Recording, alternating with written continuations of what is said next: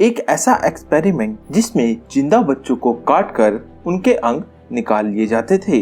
लोगों के शरीर में खतरनाक वायरस का इंजेक्शन लगा के उन्हें मरने के लिए छोड़ दिया जाता था। गन फायर टेस्ट के जरिए जांच की जाती थी एक बंदूक की गोली इंसान के शरीर को कितना नुकसान पहुंचा सकती है और गर्भवती महिलाओं के साथ बर्बरता की सारी हदें पार कर दी जाती थी।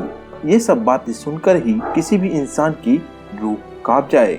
तो जरा सोचिए उन लोगों पर क्या बीती होगी जिन्होंने इन सब चीजों को महसूस किया होगा। ये सब कोई मनगढ़ंत बातें नहीं हैं, बल्कि जापान की क्रूरता की कहानी बयां करती है। साइनो चाइनीज वॉर के दौरान जापान ने चाइना में यूनिट 73 बनाई थी, जहां पर इंसानों पर कई तरह के एक्सपेरिमेंट किए जाते थे। जापान इस यूनिट में केमिकल और बायोलॉजिकल वेपन तैयार करने वाला था और सन 1945 में जापान ने अमेरिका पर बायोलॉजिकल वेपन से हमला करने की पूरी तैयारी भी कर ली थी। आखिर क्या थी यूनिट 731 और किस तरह के एक्सपेरिमेंट यहाँ पर किए जाते थे, इसके बारे में हम आपको आज की वीडियो में विस्तार से बताएंगे। और इस यूनिट का मास्टरमाइंड कौन था उसके बारे में भी हम आज आपको बताएंगे। बस आप हमारे साथ वीडियो के आखिर में बने रहिए।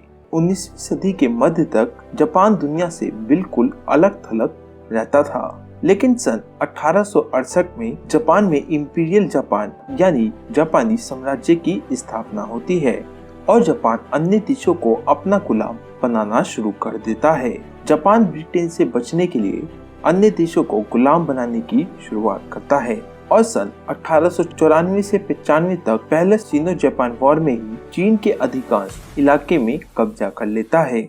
लेकिन दूसरे विश्व युद्ध के बाद स्थितियां बदलने लगती है। इस दौरान शिरो इशी नाम का एक मेडिकल स्टूडेंट जापान की इंपीरियल आर्मी को ज्वाइन करता है। वो काफी होशियार डॉक्टर और सर्जन होता है। सन 1932 में शिरो इशी को मेजर की रैंक से प्रमोट कर जनरल की रैंक दे दी जाती है और कुछ ही समय बाद उसे चीफ मेडिकल ऑफिसर भी बना दिया जाता है। Minister of war of Japan Sadao अराकी शिरो इशी से काफी प्रभावित होता है। 1932 में जापान चीन पर एक और बार हमला करता है। पिंग फेंग नाम की मंचूरिया जगह पर वह एक ह्यूमन एक्सपेरिमेंट शुरू करता है। शिरो इशी का मकसद एक ऐसा बायोलॉजिकल वेपन बनाना होता है जिससे जापान पूरी दुनिया पर अपना कब्जा कर सके। अमेरिका और ब्रिटेन जैसे देश भी जापान के आगे फीके नजर आए। कुछ सालों तक शिरो इशी जानवरों पर अपने एक्सपेरिमेंट करता था और कभी कभी इंसानों पर भी एक्सपेरिमेंट कर लिया करता था। लेकिन सन 1937 में दूसरे सीनो जापान वॉर की शुरुआत होती है। इसके बाद जापान चीन के कई इलाकों पर कब्जा कर लेता है और नैनजिंग शहर पर जापान के सैनिक जो खतरनाक बर्बरता करते हैं वो सुनकर किसी के भी रोंगटे खड़े हो जाएं। लेकिन जापान की क्रूरता वहीं पर समाप्त होने वाली नहीं थी। शिरो इशी ने केमिकल वेपन बनाने की इच्छा आला अधिकारियों के सामने पेश की, लेकिन उसे इजाजत नहीं मिली। असल में पहले विश्व युद्ध के बाद जिनेवा प्रोटोकॉल में किसी भी वॉर के दौरान बायोलॉजिकल हथियार बनाने पर रोक लगा दी गई थी। लेकिन सडाओ अराकी को शिरो इशी का प्लान काफी और उसने शिरो इशी को रिसर्च करने की मंजूरी दे दी। सन 1939 में चीन के पिंगफेंग प्रांत में हार्बिन में मंचुको के यूनिट 731 की स्थापना की जाती है। लोगों को जापान के एक्सपेरिमेंट के बारे में ज्यादा जानकारी न मिल सके, इसलिए इस यूनिट का नाम epidemic prevention and water purification department of the Kwantung रखा जाता है। यूनिट 731 के अलावा इसे मंचू डिटैचमेंट 731 द कामोक डिटैचमेंट और इसी यूनिट के नाम से भी जाना जाता था। यहाँ पर बड़ी संख्या में प्रिजनर ऑफ वॉर को लाया जाता था। ये यूनिट 6 स्क्वायर किलोमीटर के एरिया में फैली हुई थी और इसमें लगभग 150 बिल्डिंग थी और इसमें अधिकतर कैदी चीन के ही होते थे। लेकिन इसके अलावा कोरिया, ब्रिटेन, अमेरिका के कैदियों को भी बंधक बनाकर यहाँ रखा जाता था। जानवरों से भी बदतर हालात में यहाँ पर 1 लाख से अधिक कैदियों को एक समय पर रखा जाता था। दूसरे देशों के सैनिक, महिलाएं, गर्भवती महिलाएं, बच्चे, बूढ़े, क्रिमिनल्स, बेसहारा लोग, गरीब लोग, बेघर और युवाओं को यहाँ पर लाया जाता था और उनके ऊपर तरह तरह के एक्सपेरिमेंट किए जाते थे। आज पूरी दुनिया जापान के नाजी डॉक्टर जोसेफ मेंगले के क्रूर एक्सपेरिमेंट को जानती है, लेकिन जापान के शिरो इशी ने जोसेफ को भी पीछे छोड़ दिया था। वो इंसानों पर एक्सपेरिमेंट कर डीएनए और जेनेटिक पर स्टडी करता था। इस यूनिट में शिरो इशी ने 3000 लोगों की टीम बना रखी थी, जिसमें रिसर्चर्स, डॉक्टर्स, साइंटिस्ट और टेक्नीशियन शामिल थे। यहाँ पर कैदियों को लाने के बाद पहले उन्हें अच्छी तरह खिलाया पिलाया जाता था, जिससे सभी एक्सपेरिमेंट एक स्वस्थ शरीर पर किए जा सके। कहा जाता है इस यूनिट में कैदियों की लाइफ एक्सपेक्टेंसी सिर्फ 1 महीने की थी, यानी कि 1 महीने में ही हर किसी की मौत निश्चित थी। सभी एक्सपेरिमेंट केवल जैविक अधिकार बनाने के लिए किए जाते थे। एक पुरुष कैदी को महिला कैदी के साथ संबंध बनाने के लिए फोर्स किया जाता था और संबंध बनाने से पहले पुरुष के शरीर में सिफिलिस का इंजेक्शन लगा दिया जाता था। सिफिलिस एक घातक बीमारी है और एक सेक्सुअली ट्रांसमिटेड डिजीज भी है।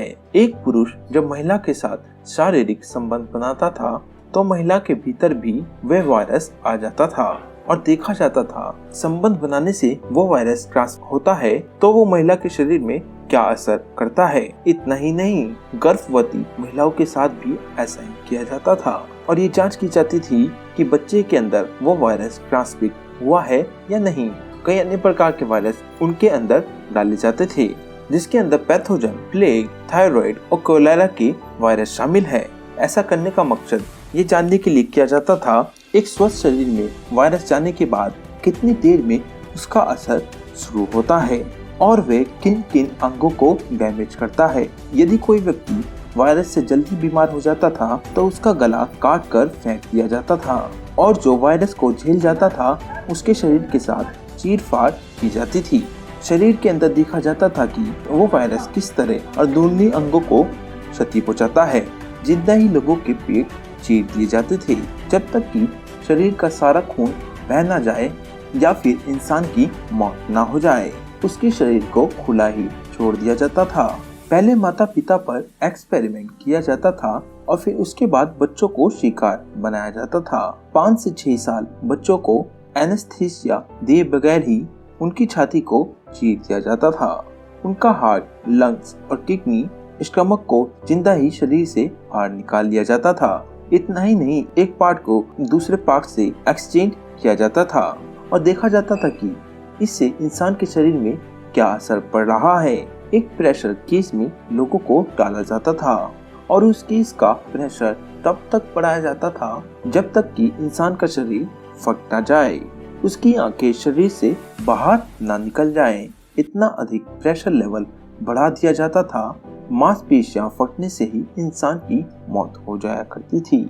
यूनिट 731 में एक्सपेरिमेंट के दौरान कितने लोगों की मौत हुई यह आज तक किसी को भी नहीं पता। एक आंकड़े की माने तो लगभग 10 लाख से ज्यादा लोगों की जान गई थी यूनिट 731 में। दोस्तों, आपका क्या कहना है इसके बारे में आप हमें कमेंट में जरूर बताना। अगर वीडियो अच्छा लगे तो वीडियो को लाइक और चैनल को सब्सक्राइब कर लीजिए। हम फिर मिलेंगे एक नई वीडियो में, तब तक के लिए अलविदा।